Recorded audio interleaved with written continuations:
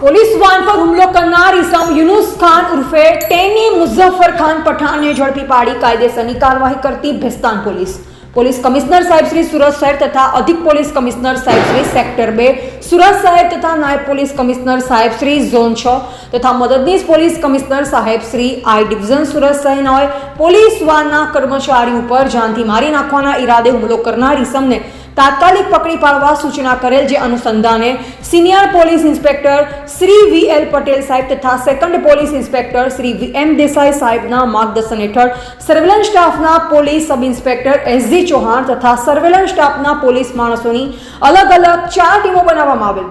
સદર આરોપી તથા ગુનામાં વપરાયેલ સ્કોર્પિયો કારની તપાસમાં રહેલ surveillance police sub inspector S G. Chauhan નાઓને ટેકનિકલ સર્વેલન્સ તથા હ્યુમન ઇન્ટેલિજન્સના આધારે માહિતી મળેલ કે આરોપીએ ગુનામાં ઉપયોગમાં લીધેલ એક મહિન્દ્રા કંપનીની કાળા કલરની સ્કોર્પિયો ગાડી જે સેલવાસ ખાતે ગેરેજમાં રિપેર કરવા મૂકેલ હોવાની બાતમી મળતા police sub inspector S G. Chauhan તથા outpost head constable Digvijaysinh Ajitsinh તથા outpost head constable Sunilbhai Nagarbhai તથા outpost police constable Gunjankumar Bharatbhai નાઓએ સ્કોર્પિયો ગાડી જેના રજિસ્ટર નંબર GJ05RV0278ની સેલવાસ ખાતેથી ગુનાના કામે કબજે કરી કાયદેસરની કાર્યવાહી કરેલ છે.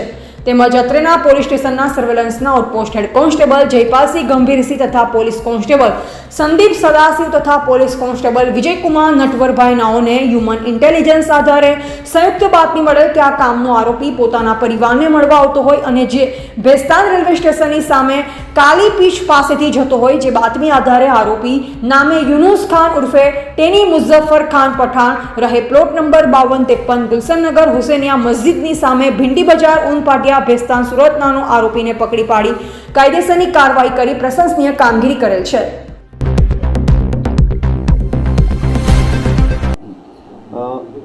11 તારીખના ચાલુ મહિનાની 11 તારીખના મોડી રાત્રે એક ભેસ્તાન પોલીસ સ્ટેશનમાં બનાવ બનેલો હતો.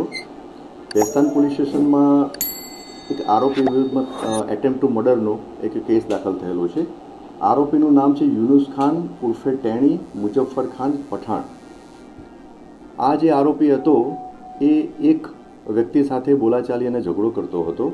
એટલે નાઇટ રાઉન્ડ પેટ્રોલિંગમાં ડિસ્ટાફના કર્મચારીઓ હતા અને એમને માહિતી મળેલી હતી. એટલે ડિસ્ટાફના 2 કર્મચારીઓ સ્થળ ઉપર જઈ અને આરોપીને સમજાવવા માટે પ્રયત્ન કરેલો અને કાયદો અને વ્યવસ્થાની પરિસ્થિતિ ડિસ્ટર્બ ના થાય એના માટે એમને પોલીસ સ્ટેશન લાવવા માટે પ્રયત્ન કરતા હતા. તે દરમિયાન આ આરોપીએ ઉગ્ર થઈ અને ડિસ્ટાફના 2 કર્મચારી સાથે પણ એમ કે બોલાચાલી કરી, જેથી ડિસ્ટાફના કર્મચારીઓએ કંટ્રોલ મારફતે પીસીઆર વાનને જાણ કરી. પીસીઆર વાનના ઇન્ચાર્જ અને અન્ય સ્ટાફ પીસીઆર વાન સાથે સ્થળ ઉપર આવ્યા તો મીનવાઇલ આ જે આરોપી હતો એની જે કબજાની સ્કોર્પિયો ગાડી હતી એને લઈ અને ભાગવાનો પ્રયત્ન કર્યો, જેથી પીસીઆર વાનના કર્મચારીઓ અને ડિસ્ટાફના કર્મચારીઓએ એનો પીછો કર્યો. જે જગ્યાએ આ બનાવ બન્યો હતો, બોલાચાલીનો બનાવ બન્યો હતો, ત્યાં રોડ ઉપર 2 થી 3 રાઉન્ડ જે સ્કોર્પિયોના આરોપીએ ચક્કર લગાવ્યા. એની પાછળ પીસીઆર વાન પણ એને પકડવા માટે અને એને રોકવા માટે એની પાછળ પીસીઆર વાન જતી હતી. અને પછી આરોપીએ પીસીઆર વાનને 2 વખત ટક્કર મારી, એક આગળના ભાગેથી અને પછી એક આરોપીએ એની પાછળ જઈ અને રિવર્સ કરી અને ફરીથી પાછળની ભાગે ટક્કર મારી.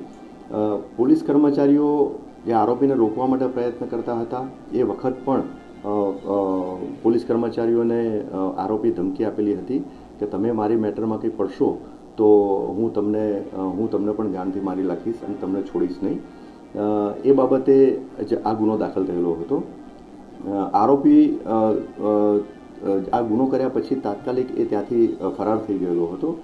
ગુનો દાખલ થયા પછી તપાસ દરમિયાન જે આરોપીની જે વાહન જે છે સ્કોર્પિયો વાહન એ સેલવાસ ખાતેથી તપાસના કામે કબજે કરવામાં આવેલું હતું અને આરોપીની શોધખોળ ચાલુ હતી. તે દરમિયાન સ્થાનિક પોલીસ સ્ટેશનના ડિસ્ટાફના કર્મચારીઓને ઇનપુટ મળેલ હતી અને એ આધારે ભેસ્તાન રેલવે સ્ટેશનની બાજુમાં એ મળી આવેલો હતો.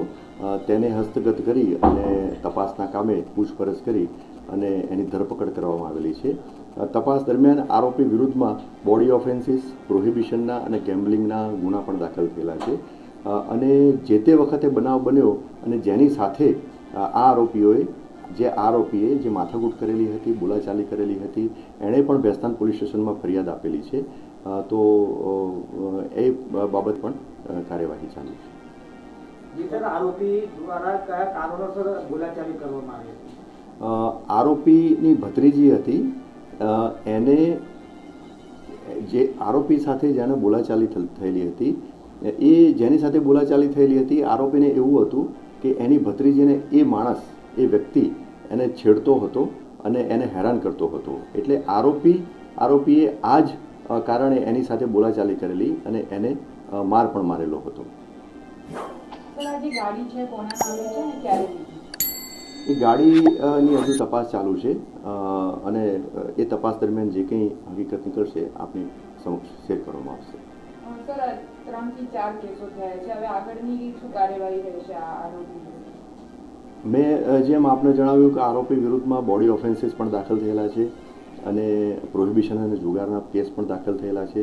સુરત સિટી બહાર પણ એના પ્રોહિબિશનના કેસો દાખલ થયેલા છે. એટલે જે કંઈ આરોપી વિરુદ્ધમાં જે તપાસ દરમિયાન અને અન્ય જે કંઈ ક્રિમિનલ એન્ટેસિડન્ટની માહિતી ઉપલબ્ધ હશે એ આધારે એના વિરુદ્ધમાં પ્રિવેન્ટિવ એક્શન પણ લેવામાં આવશે. આરોપીનો હાલમાં તો પૂછપરછ દરમિયાન એનું એવું કહેવું છે કે કાપડની દલાલીનું કામ કરે છે.